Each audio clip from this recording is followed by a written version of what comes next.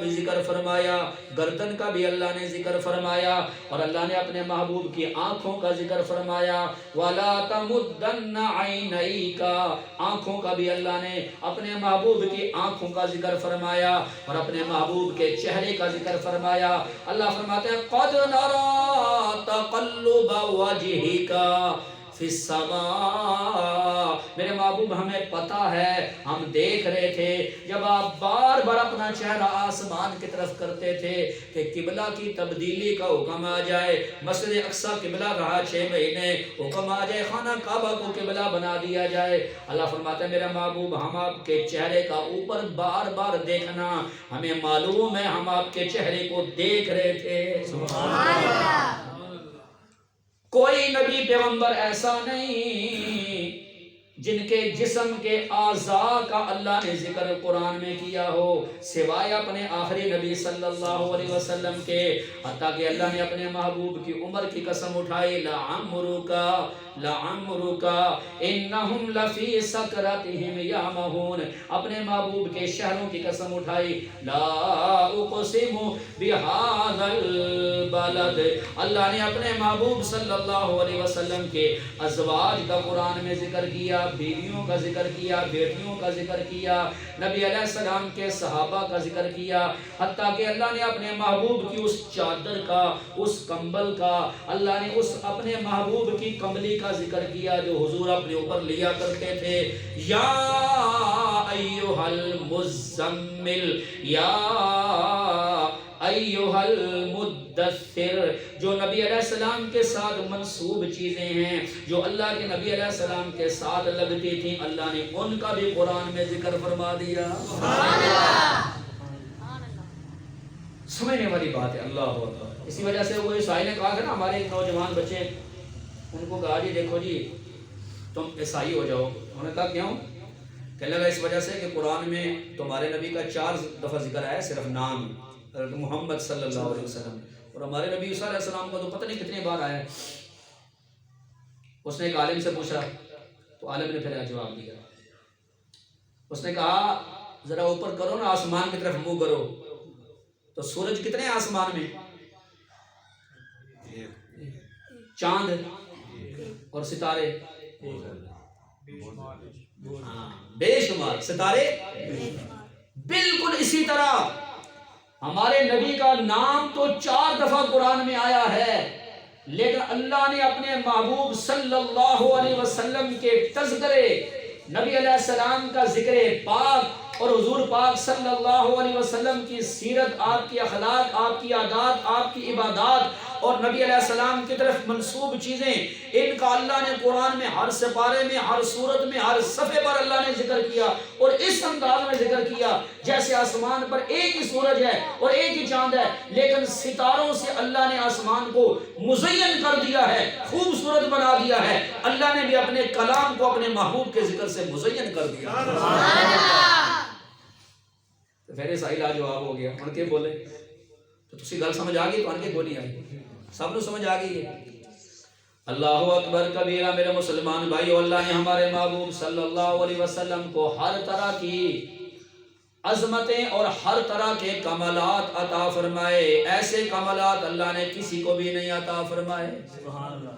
حضور صلی اللہ علیہ وسلم فرماتے ہیں اوتیت ما لم یؤت من الانبیاء قبلی، دیکھنا ذرا ادھر میری طرف دیکھنا، سرکار فرماتے ہیں اللہ نے جو کچھ مجھے عطا فرمایا ہے، مجھ سے پہلے کسی نبی کو اللہ نے وہ نہیں عطا فرمایا جو اللہ نے مجھے عطا فرمایا ہے۔ سبحان اللہ۔ جو اللہ نے، حضور فرماتے ہیں مجھے عطا فرمایا، مجھ سے پہلے کسی بھی نبی کو عطا نہیں فرمایا۔ مثال کے طور پر سیدنا یوسف علیہ السلام کے حسن کے چرچے ہیں، سیدنا یوسف علیہ السلام کو اللہ نے بڑا حسن عطا فرمایا، بڑی خوبصورتی عطا فرمائی، بڑا حسن عطا فرمایا، لیکن میں نے کہا نا اللہ نے ہمارے نبی صلی اللہ علیہ وسلم کو جو کچھ بھی عطا فرمایا کامل اور مکمل عطا فرمایا، کوئی کمی رہنے نہیں دی۔ یہی حسن کی تھوڑی بات کر لیتے ہیں، تھوڑی جمال کی بات کر لیتے ہیں، سرکار کی خوبصورتی کی بات کر لیتے ہیں۔ اللہ نے اپنے محبوب صلی اللہ علیہ وسلم کو ایسا حسن عطا فرمایا، ایسی خوبصورتی عطا فرمائی جو کائنات میں اللہ نے کسی کو بھی عطا نہیں فرمائی۔ حدیث پاک میں آتا ہے کہ ام المومنین امی عائشہ رضی اللہ تعالیٰ عنہ فرماتی ہیں کہ لواہی زلیخا لو رأین جبینہ لآثرن بالقطع القلوب علی الید۔ زلیخا کی وہ سہیلیاں جنہوں نے یوسف علیہ السلام کا حسن دیکھ کے اپنے ہاتھوں کی انگلیاں کاٹ لی تھیں، اگر وہ میرے نبی صلی اللہ علیہ وسلم کا حسن دیکھ لیتی تو صرف انگلیاں نہ کاٹتی بلکہ اپنے دلوں کو چیر پھاڑ کے رکھ دیتی۔ سبحان اللہ۔ اسی وجہ سے حدیث کی کتابوں میں نبی علیہ السلام کے جسم مبارک کے جن اعضاء کا ذکر ہے اس کو شمائل کہتے ہیں۔ نبی علیہ السلام کے جسم کے حصوں کا جو ذکر ہے میں خلاصہ عرض کرنے لگا ہوں۔ حدیث پاک میں آتا ہے کہ نبی کریم صلی اللہ علیہ وسلم کا قد نہ بہت لمبا تھا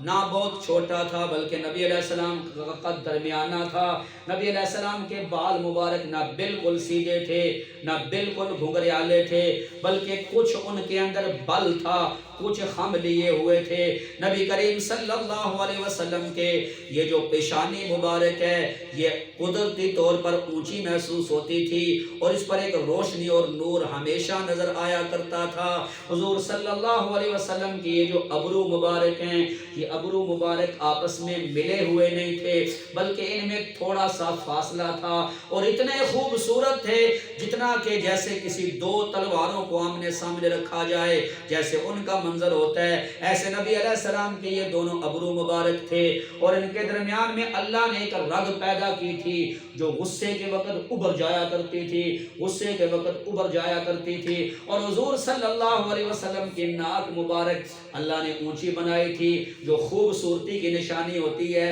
جو جناب والا حسن کی نشانی ہوتی ہے۔ نبی علیہ السلام کی ناک مبارک پر بھی ایک نور نظر آتا تھا۔ نبی علیہ السلام کے یہ جو گال مبارک ہیں وہ بہت زیادہ ابھرے ہوئے تھے، نہ ساتھ ہی چپکے ہوئے تھے بلکہ بالکل ہموار اللہ نے بنائے تھے، بالکل ہموار بنائے تھے۔ حضور پاک کی گردن کے بارے میں سیدنا ابو ہریرہ رضی اللہ تعالیٰ عنہ فرماتے ہیں جیسے کسی مورتی کی گردن کو بڑی مہارت کے ساتھ بنا دیا گیا ہو، اس انداز میں نبی علیہ السلام کی گردن مبارک اللہ نے بنائی تھی۔ اور حضور پاک کے جو دندان مبارک ہے سامنے ان میں تھوڑا سا فاصلہ تھا، جب نبی علیہ السلام گفتگو فرماتے ان میں سے ایک نور نکلتا ہوا نظر آتا تھا، نور نکلتا ہوا نظر آتا تھا۔ اور حضور پاک کے دونوں کندھوں کے درمیان اللہ نے مہر لگا دی تھی، ختم نبوت کی مہر، اور اس میں گوشت کے ساتھ لکھا ہوا تھا محمد الرسول اللہ۔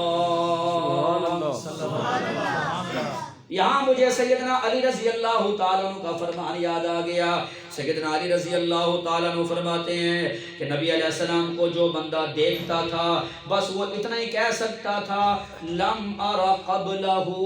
ولا بعدہ مثلہ،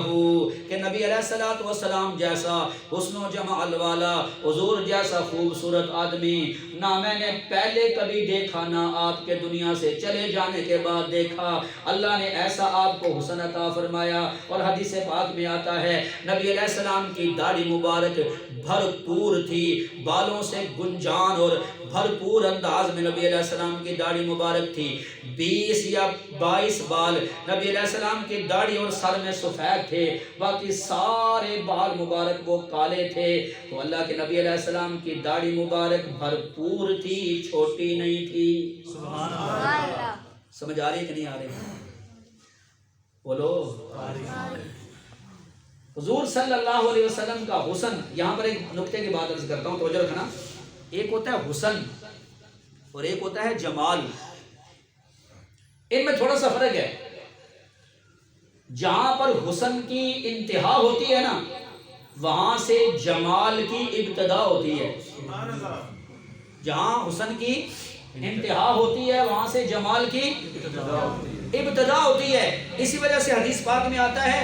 کہ حضور صلی اللہ علیہ وسلم کو پہلی نظر میں جو بندہ دیکھتا تھا نا اس پر ایک روگ پڑ جاتا تھا، لیکن جوں وہ نبی علیہ السلام کے قریب ہوتا تھا نا تو اس کا حضور کی محبت اس کے دل میں زیادہ ہوتی جاتی تھی، کیونکہ نبی علیہ السلام پر جمال کا غلبہ تھا اور سیدنا یوسف علیہ السلام پہ حسن کا غلبہ تھا۔ اس وجہ سے جب کوئی یوسف علیہ السلام کو دیکھتا تو اس کے ہوش و حواس اڑ جاتے تھے، جب نبی علیہ السلام کو دیکھتا اس کے ہوش و حواس تو نہیں اڑتے تھے، البتہ اس پر روب ہو جاتا، ایک خوف طاری ہو جاتا۔ پھر جوں وہ حضور کے قریب ہوتا اس کے دل میں نبی علیہ السلام کی محبت دن بدن زیادہ ہو جاتی۔ سبحان اللہ۔ میرے مسلمان بھائی، اس لیے ہاتھ جوڑ کے عرض کرتا ہوں کہ اللہ نے ہمارے نبی صلی اللہ علیہ وسلم کو ایسا وجود عطا فرمایا، ایسا جسم عطا فرمایا، توجہ رکھنا ذرا۔ اور حضور پاک صلی اللہ علیہ وسلم کے ہاتھوں کے بارے میں سیدنا انس رضی اللہ تعالیٰ عنہ فرماتے ہیں کہ میں نے نبی علیہ السلام سے سلام لیا، دنیا کی کوئی بھی ریشم اور دنیا کا کوئی بھی نرم و ملائم کپڑا ایسا نہیں تھا جو نبی علیہ السلام کے ہاتھوں سے زیادہ نرم ہو۔ میری بغلیں ہوں، آپ کی ہوں، کسی ولی کی ہوں، نیک بندے کی ہوں، ان کی بغلوں سے بدبو آتی ہے، نبی علیہ السلام کی بغلوں سے خوشبو آیا کرتی تھی۔ میں اور آپ پیشاب بہانہ کرنے کے لیے چلے جائیں تو بدبو آتی ہے، نبی علیہ السلام فرماتے تھے تو اس سے خوشبو آتی تھی، زمین اس کو نگل لیتی تھی۔ امی عائشہ رضی اللہ تعالیٰ عنہ فرماتی ہیں میں نے عرض کیا یا رسول اللہ صلی اللہ علیہ وسلم آپ قضاء حاجت کے لیے جاتے ہیں، وہاں خوشبو کے سوا کچھ بھی نہیں ہوتا، تو نبی علیہ السلام نے فرمایا اللہ نے ہم نبیوں کے جسم جنت کی مٹی سے بنائے ہوتے ہیں، ہمارے جسم سے جو بھی نکلتا ہے وہ خوشبودار ہوتا ہے، اسی وجہ سے نبی علیہ السلام کا پسینہ مبارک اللہ نے اس میں ایسی خوشبو پیدا کی تھی، خدا کی قسم ہے دنیا کے کسی مشک و عنبر کے اندر بھی ایسی خوشبو نہیں تھی جیسے نبی علیہ السلام کے پسینے کے اندر اللہ نے خوشبو پیدا کر دی تھی۔ اسی وجہ سے حضرت ام سلیم رضی اللہ تعالیٰ عنہ فرماتی ہیں کہ ہم نے نبی علیہ السلام کا پسینہ ایک شیشی میں جمع کر لیا، جب ہمارے محلے میں کسی بچی کی شادی ہوتی ہم اس کو لگا دیتی تو اس محلے کا نام ہی پڑ گیا خوشبوؤں والا محلہ۔ اے مسلمانوں، رب کعبہ کی قسم ہے اللہ نے ہمیں نبی وہ عطا فرمایا جن کے پسینے کے اندر بھی خوشبو ہے۔ اگر ہم چاہتے ہیں ہماری قبروں میں خوشبو پیدا ہو جائے، مرنے کے بعد ہمارے جسم سے بدبو نہ آئے، تو چھوڑ دو اللہ کے دشمنوں کو طریقوں کو، ان بے غیرتوں کے طریقے کو چھوڑ دو، اپنے نبی صلی اللہ علیہ وسلم کے طریقے پر آ جاؤ۔ اللہ کتنے ایسے لوگ ہیں جن کی قبروں سے خوشبو آئی، امام بخاری رحمۃ اللہ علیہ کی قبر سے خوشبو آئی، امام احمد علی لاہوری رحمۃ اللہ علیہ کی قبر سے خوشبو آئی، کتنے ایسے بزرگ تھے، اور سب میں ایک ہی بات آپ دیکھیں گے، سر کے بالوں سے لے کر پاؤں کے ناخنوں تک پوری زندگی میں انہوں نے نبی علیہ السلام کی سنت کی خلاف ورزی نہیں کی۔ اسی کے کہنے سنت ہی ہے نا، تو مولانا صاحب وہ خیر یہ کہ سنت ہی ہے نا، غازی صاحب سنت رہ گئی تو کی ہو گیا، سنت ہی ہے نا، ہم یہ کہہ کے سنت سے جان چھڑا دیتے ہیں، اور مرنے کے بعد میرے بھائیوں جب معاملات کھلتے ہیں نا پھر پتہ چلتا ہے۔ حضور صلی اللہ علیہ وسلم کے بارے میں حدیث کی کتابوں میں باقاعدہ یہ بات لکھی ہوئی ہے کہ اللہ نے آپ کو ایسی خصوصیت عطا فرمائی، اگر حضور پاک کسی سے سلام لے لیتے سارا دن اس کے ہاتھوں سے خوشبو آتی، نبی علیہ السلام اگر کسی بچے کے سر پر ہاتھ پھیر دیتے سارا دن اس بچے کے سر سے خوشبو آتی رہتی، اور حضور علیہ السلام جس گلی سے گزر کے چلے جاتے پوچھنے کی ضرورت نہیں ہوتی تھی، خوشبو سونگ کے پتہ چل جاتا کہ نبی علیہ السلام یہاں سے گزر کے گئے ہیں۔ سبحان اللہ، خوشبو سے پتہ چل جاتا تھا کہ نبی علیہ السلام کا گزر اس جگہ سے ہوا ہے۔ اسی وجہ سے توجہ رکھنا ذرا میرے بھائیو، سیدنا جابر بن عبداللہ رضی اللہ تعالیٰ عنہ فرماتے ہیں کہ ایک رات میں نے دیکھا 14ویں رات کا چاند چمک رہا ہے، نبی علیہ السلام بیٹھے ہوئے تشریف فرما ہے، روشنی ہے، بالکل صاف نظر آ رہا ہے، حضور پاک نے سرخ دھاری دار جوڑا پہنا ہوا ہے اور نبی علیہ السلام کی زلفیں کندھوں تک آ رہی ہیں، نبی علیہ السلام کی زلفیں کندھوں تک آ رہی ہیں، سرخ دھاری دار جوڑا نبی علیہ السلام نے پہنا ہوا ہے، تو فرماتے ہیں فجعلت، میں شروع ہو گیا، کبھی چاند کو دیکھ رہا ہوں، کبھی نبی علیہ السلام کو دیکھ رہا ہوں، کبھی ادھر نظر اٹھاتا ہوں، کبھی ادھر نظر کرتا ہوں، پھر اس کے بعد کہتے ہیں میں بار بار دیکھتا رہا، تو آخر میں میرے دل نے گواہی دی کہ حضور صلی اللہ علیہ وسلم چاند سے کئی گنا زیادہ خوبصورت ہیں، کیونکہ چاند کو ذرا غور سے دیکھو نا تو اس میں آپ کو لکیریں نظر آئیں گی، چھائیاں نظر آئیں گی، اس میں آپ کو جناب والا نقطے نظر آئیں گے، لیکن نبی علیہ السلام کا چہرہ مبارک، نبی علیہ السلام کا حسن مبارک، حضور پاک کا جمال ایسا تھا کہ اس میں کسی قسم کی کوئی کمی اللہ نے رکھی نہیں تھی۔ سبحان اللہ، کوئی کمی اللہ نے، بولو نا، رکھی نہیں، ہاں کوئی کمی اللہ نے رکھی نہیں تھی۔ اللہ اکبر۔ اسی وجہ سے ایک شاعر نے یوں کہا تھا نا کہ کائنات حسن جب پھیلی تو لامحدود تھی، کائنات حسن جب پھیلی تو لامحدود تھی، اور جب سمٹی تو تیرا نام محمد بن کے رہ گئی، جب سمٹی تو تیرا نام محمد بن کے رہ گئی۔ اسی وجہ سے میرے بھائیوں آخری بات عرض کر رہا ہوں، بس اپنا بیان ختم کر رہا ہوں۔ یہ میں نے مختصر طور پر آپ کے سامنے اپنے نبی صلی اللہ علیہ وسلم کا حسن کا تذکرہ کیا، نبی علیہ السلام کی خوبصورتی کا ذکر کیا، ورنہ علامہ قرطبی رحمۃ اللہ علیہ لکھتے ہیں کہ اللہ نے اپنے نبی صلی اللہ علیہ وسلم کا پورا جمال لوگوں پر ظاہر نہیں فرمایا، ورنہ لوگ دیکھنے کی طاقت نہ رکھتے، اور صحابہ اکرام کے اندر جتنی طاقت تھی انہوں نے اپنی اپنی طاقت کے مطابق نبی علیہ السلام کا حسن بیان کر دیا۔ وگرنہ اللہ پورا اپنے نبی علیہ السلام کا حسن اور جمال ظاہر کر دیتے، لوگوں میں طاقت ہی نہ رہتی۔ تو آخری بات سن لو میرے بھائی، اور یہ بات یاد کر کے جاؤ، اپنے بچوں کو اپنے بچیوں کو بھی بتاؤ کہ ہمارے لیے آئیڈیل کوئی اور دنیا کا کافر نہیں ہے، ہمارے لیے آئیڈیل کوئی فلمیں ڈرامے بنانے والے نہیں ہیں، ہمارے آئیڈیل یہ دنیا کے بے غیرت لوگ نہیں ہیں، ہماری بچیوں کے لیے آئیڈیل وہ لڑکیاں نہیں ہیں جو دنیا میں بے حیائی فحاشی پھیلاتی ہیں، ہمارے لیے آئیڈیل ہے ہمارے نبی حضرت محمد رسول اللہ صلی اللہ علیہ وسلم، ہماری بچیوں کے لیے آئیڈیل ہیں ہمارے نبی علیہ السلام کی بیٹیاں، آپ کی بیویاں، آپ کے صحابیات جنہوں نے نبی علیہ السلام کی غلامی میں زندگی گزاری۔ اسی وجہ سے حضور صلی اللہ علیہ وسلم نے فرمایا تھا کہ جس انسان نے میری اطاعت کی، میری فرما برداری کی، میری بات مانی، وہ میرے قریب ہے، وہ جو بھی ہو اور جہاں بھی ہو۔ اور حضور صلی اللہ علیہ وسلم نے فرمایا جس نے میری نافرمانی کی وہ مجھ سے دور ہے، وہ جو بھی ہو اور وہ جہاں بھی ہو۔ سیدنا علی رضی اللہ تعالیٰ عنہ فرماتے ہیں کہ حضور صلی اللہ علیہ وسلم نے فرمایا تھا جو بندہ میری سنت کو زندہ کرے گا اس نے میرے ساتھ سچی محبت کی، اور جس نے میرے ساتھ سچی محبت کی وہ کل قیامت والے دن جنت میں میرے ساتھ ہوگا۔ اب تھوڑا سا اندازہ لگا لینا، نبی علیہ السلام کی کسی کو خواب میں زیارت ہو جائے وہ کتنا خوش ہوتا ہے، تو جس کو نبی علیہ السلام کی نزدیکی ملے گی، جنت میں حضور کا ساتھ ملے گا۔ اسی وجہ سے ایک صحابی حضور پاک کی خدمت میں آئے اور کہنے لگے یا رسول اللہ صلی اللہ علیہ وسلم،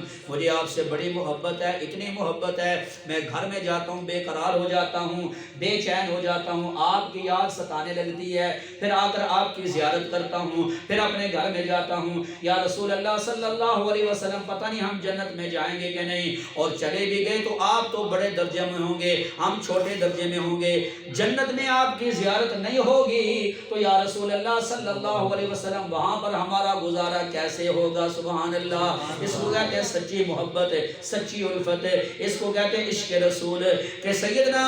نبی علیہ السلام کے صحابہ جنت میں بھی حضور کے بغیر رہنا نہیں چاہتے، ان کا گزارا وہاں بھی نہیں ہوتا، تو نبی علیہ السلام خاموش ہو گئے۔ اللہ تعالیٰ نے ایک اصول نازل فرما دیا میرے بھائیوں، اسی اصول کو بتانے کے لیے آج کے درس میں نے یہ موضوع رکھا میرے بھائیوں۔ اصول کیا بتا دیا؟ مَن یُطِعِ اللَّهَ وَالرَّسُولَ،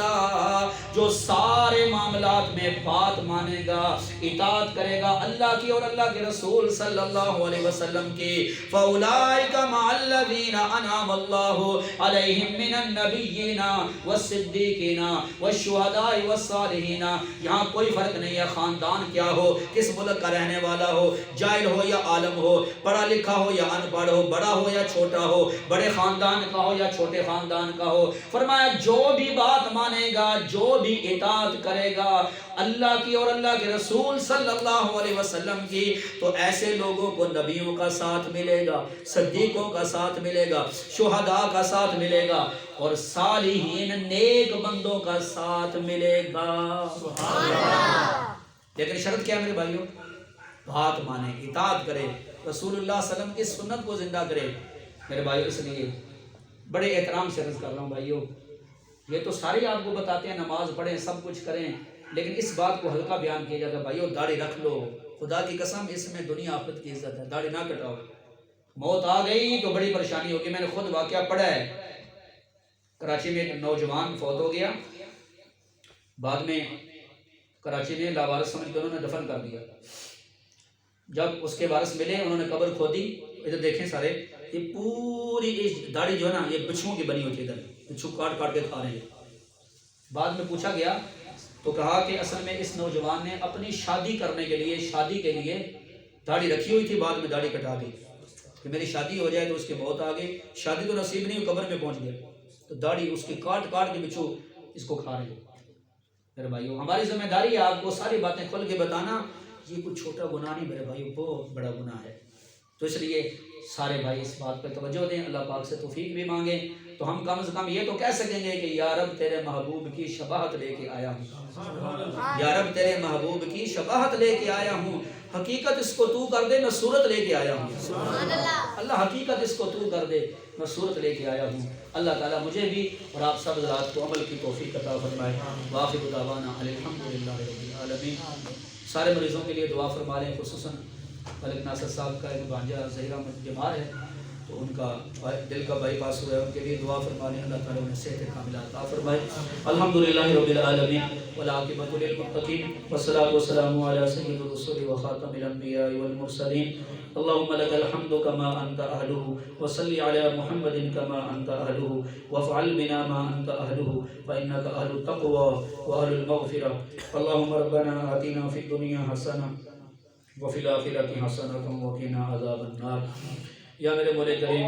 اس درس قرآن کو شرف قبولیت عطا فرما، اللہ جتنے باتیں صحیح ہوئی ہیں اللہ پاک ان پر ہمیں عمل کی توفیق عطا فرما، اور اگر کوئی غلطی ہوگی اللہ اپنے فضل و احسان سے معاف فرما دے۔ یا اللہ پاک جن ساتھیوں نے اس درس کی ابتدا کی اور ابھی تک اس کے لیے محنت کوشش کر رہے ہیں، جتنے حضرات، اللہ سب کی محنت کو قبول فرما۔ یا اللہ پاک اس درس قرآن کو خصوصاً اس گاؤں کے لیے اور عموماً پورے علاقے کی ہدایت کا ذریعہ بنا۔ یا اللہ پاک ہم سب کی ہدایت کا ذریعہ بنا۔ یا اللہ ہمیں اپنے پیارے نبی صلی اللہ علیہ وسلم کی سچی غلامی اور سچے تابع داری نصیب فرما۔ مرنے سے پہلے ہمیں سچا مسلمان بنا دے۔ اللہ ہم سب کی حاجات کو پورا فرما دے، ہم سب کی پریشانیاں دور فرما دے، تمام ضروریات کو اپنے خزانوں سے پورا فرما دے۔ اللہ جتنے بھی حضرات یہاں پر موجود ہیں تشریف فرمائے، اللہ سب کے عزم کو قبول فرما لے، اللہ سب کی دلی تمناؤں کو اور مرادوں کو پورا فرما۔ اللہ جتنے بھی اہل ایمان بیمار ہیں اللہ سب کو شفا عطا فرما، خصوصاً ملک ناصر صاحب کے بانجے کو یا اللہ شفا کلی عطا فرما، صحت تندرستی عطا فرما،